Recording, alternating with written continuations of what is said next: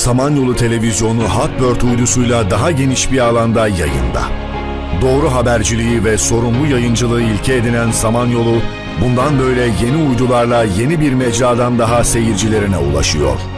Uluslararası yayın yapan kanalları içerisinde barındıran dünyadaki sayılı uydu merkezlerinden olan Hotbird uydu platformu, Samanyolu yayınlarını izlemek isteyenler için yeni bir alternatif olacak. Özgür Haber. Sevilen diziler.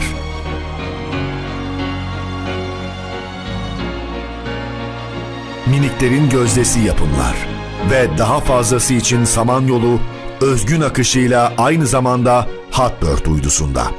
Samanyolu sınırları kaldırıyor. Yayıncılığı ileri bir adımla yeni uydulara taşıyor.